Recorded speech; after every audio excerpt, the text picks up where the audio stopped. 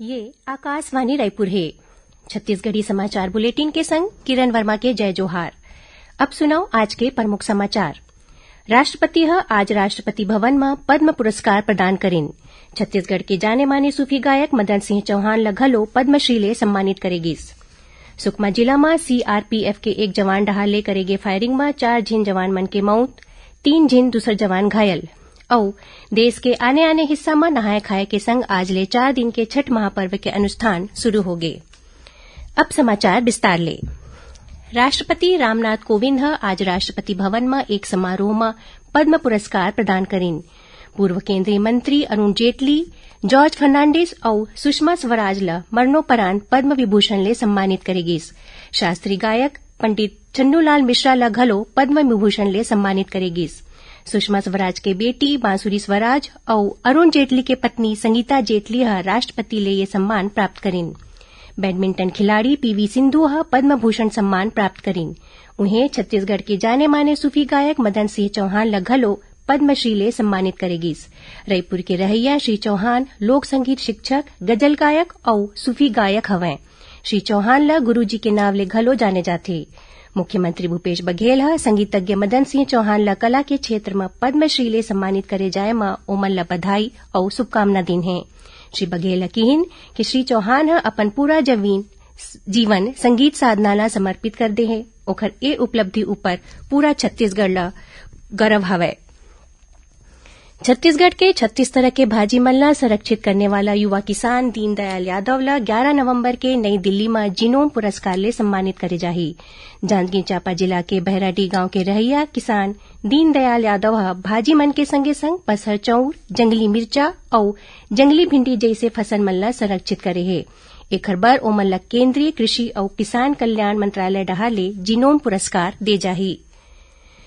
सुकमा जिला में केंद्रीय रिजर्व पुलिस बल सीआरपीएफ के एक जवान आज बिहनिया कैंप में सुतत जवान मन ऊपर फायरिंग कर दिस। एक घटना में 4 झिन जवान मन के मौत हो गए, उन्हें 3 झिन दूसर जवान मन घायल हो गए। एमाले 2 झिन जवान मन ला एयर एम्बुलेंस ले रायपुर लाए गए है, जबकि एक झिन दूसर जवान के भद्राचलम के अस्पताल में इलाज चलत है। जिला के पुलिस अधीक्षक सुनील शर्मा घटना के पुष्टि करत बताइन कि मारियागुड़ा लिंगपल्ली बेस कैंप में तैनात जवान मन के बीच कोनो बात ला लेके झगड़ा हुई, जेकर बाद एक जवान आज बिहनिया करीबन 3 ले 4 बजे के बीच कैंप में सुतत जवान मन ऊपर अचानक फायरिंग शुरू कर दिस। एक घटना में 3 झिन जवान मन के मौकाच में मौत हो गई, जबकि एक झिन दूसरा जवान इलाज के दौरान दम तोड़ दिस। पुलिस आरोपी जवान रितेश रंजन ला गिरफ्तार कर ले है। घटना के सूचना मिलते सीआरपीएफ के पुलिस महानिरीक्षक, बस्तर रेंज के आईजी, सुकमा कलेक्टर और एसपी घटना स्थल में पहुंच गए हैं और जवान मन ला एक घटना के जानकारी लेवत है। मुख्यमंत्री भूपेश बघेल एक घटना ला दुर्भाग्यपूर्ण बतावत मृतक जवान मन के प्रति गहरा दुख व्यक्त करीन है। ओमन पुलिस अधिकारी मन ले कहिन है कि ऐसन घटना के पुनरावृत्ति न हो तेखर सेती जम्मो जरूरी उपाय करे जाए। छत्तीसगढ़ी समाचार बुलेटिन आप मन आकाशवाणी रायपुर ले सुनत हो। छत्तीसगढ़ के खबर ले है आपके वास्ता और खबर के विश्वसनीयता ले है हमार वास्ता। आकाशवाणी समाचार रायपुर के प्रादेशिक समाचार बुलेटिन के संगे संग हमार समसामयिक कार्यक्रम आप रेडियो के संग अपन मोबाइल में घलो सुन सकत हो। आकाशवाणी समाचार फेसबुक, ट्विटर और यूट्यूब में घलो हावय।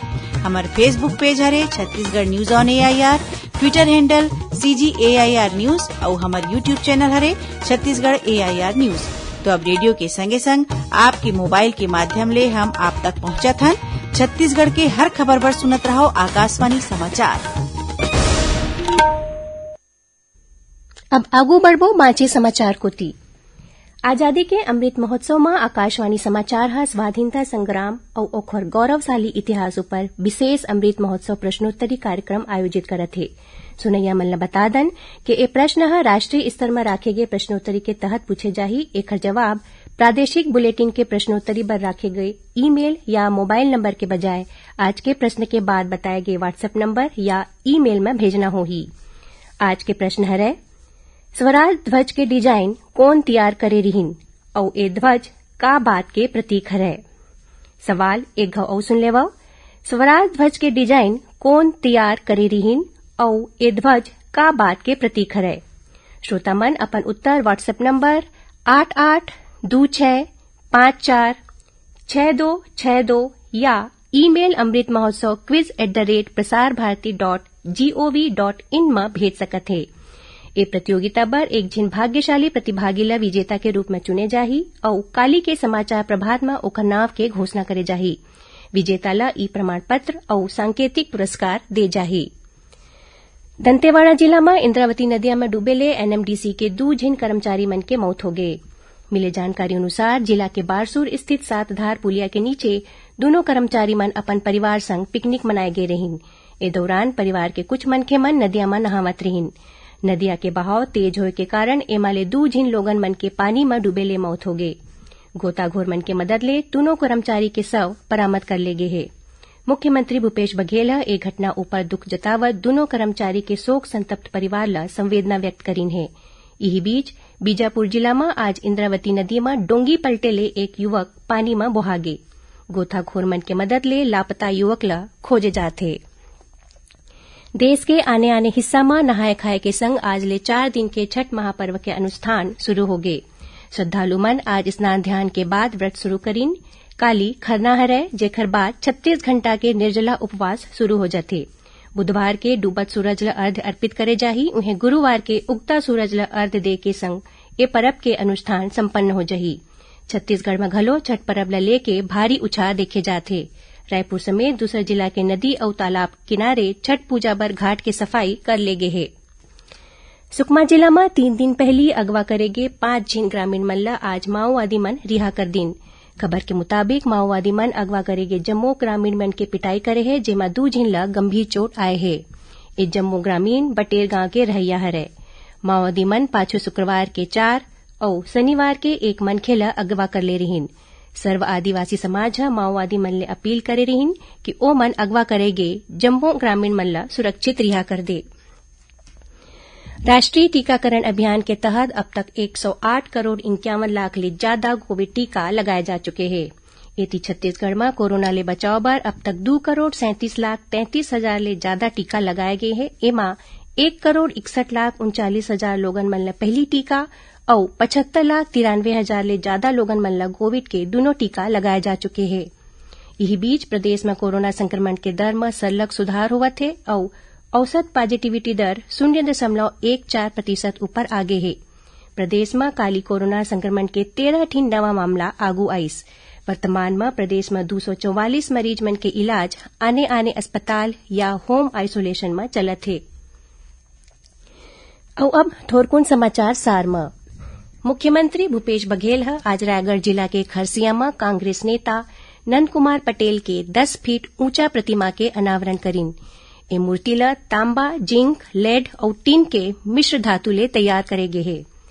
रायपुर जिला में काली 9 नवंबर ले कलेक्टर जनदर्शन के आयोजन फेर ले शुरू हुई। कलेक्टर ह बताइन कि एकर माध्यम ले रायपुर जिला के नागरिक अपन समस्या के समाधान बर व्यक्तिगत रूप ले मिल के आवेदन दे सकत हैं। और अंबिकापुर के भकुरा नवापारा गांव में हाथी के हमला में 1 झिन मनखे के मौत हो गई।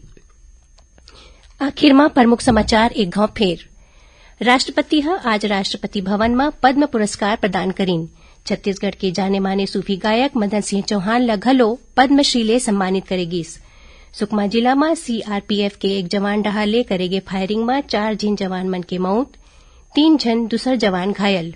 और देश के आने हिस्सा में नहाय खाए के संग आज ले 4 दिन के छठ महापर्व के अनुष्ठान शुरू हो गए। एकरे संग छत्तीसगढ़ी समाचार बुलेटिन इहें सिरावत है। जय जोहार।